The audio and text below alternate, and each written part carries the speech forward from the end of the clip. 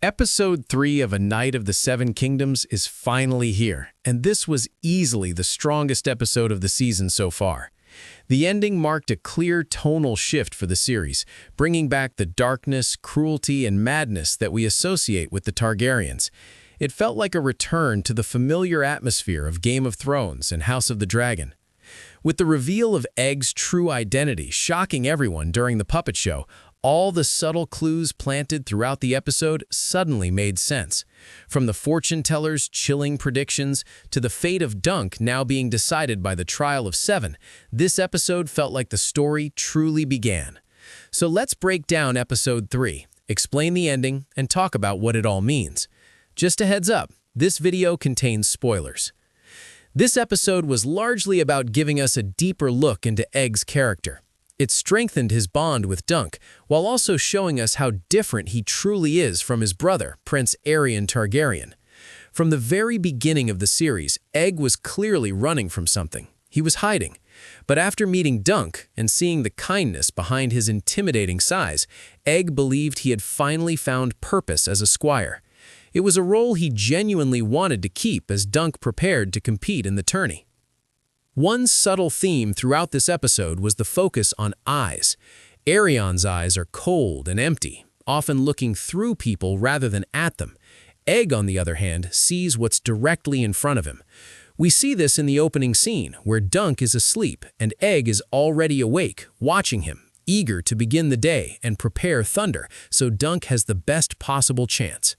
Egg treats Thunder with respect, something Aerion never does. Earlier in the tourney, Aerion deliberately kills a horse to secure victory. To him, it's nothing more than a tool. An innocent life means nothing. Dunk and Egg, however, treat horses with care and understanding. This contrast is reinforced when Egg mentions that he was always told horses were dumber than dogs, but he never believed it. He understood that horses, like people, don't want to be ordered around.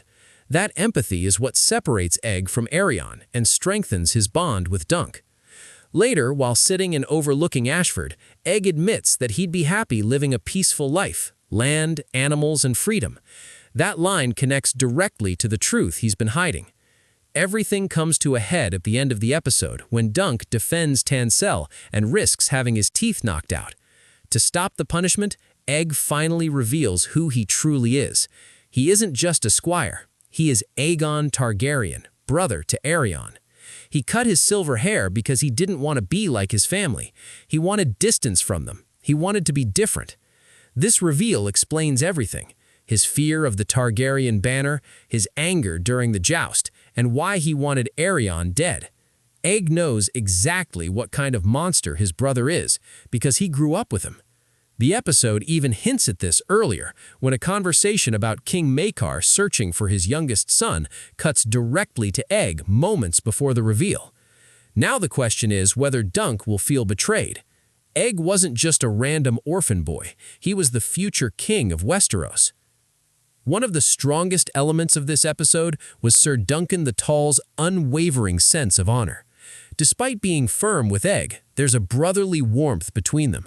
We see it in small moments, teaching Egg how to brush a horse or making him breakfast. This stands in sharp contrast to Egg's relationship with Aerion, which lacks any care or compassion. Dunk's nobility is tested when the Master of Games offers him a rigged victory. Lord Ashford's son would intentionally lose, handing Dunk a win and fast-tracking his knighthood. But Dunk refuses. He believes that a victory must be earned. Honor matters more than opportunity. Even when asked if he hasn't already earned it, Dunk stands firm. Truth and integrity are worth more than titles. This sense of honor reaches its peak when Dunk defends Tansel. Her puppet show depicts a knight slaying a dragon, an insult to House Targaryen. Aerion responds with cruelty, breaking her finger. Dunk steps in without hesitation. When Aerion asks, "Why did you throw your life away for this woman?" the answer is clear. Being a knight isn't about swords or armor. It's about standing up for what's right. A brief scene with a fortune teller also carries massive weight. She predicts that Egg will become king, die in a great fire, and be mourned by some while others rejoice. Egg does become king, Aegon V, and ultimately dies in the tragedy at Summerhall, trying to bring dragons back into the world. While the lords rejoice at his death, the small folk mourn him because he was one of the few kings who truly cared. Dunk's prophecy is just as powerful. He rises from Hedge Knight to Lord Commander of the Kingsguard, becoming richer in legacy and honor than any Lannister ever could be. Overall, this was the best episode of the season. The tonal shift signals that the fairy tale atmosphere is fading and real consequences are coming.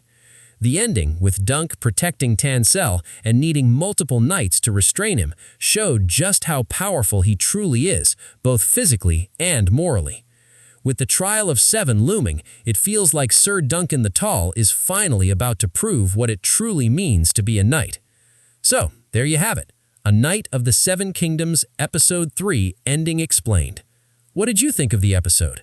Let me know in the comments, and I'll see you in the next one.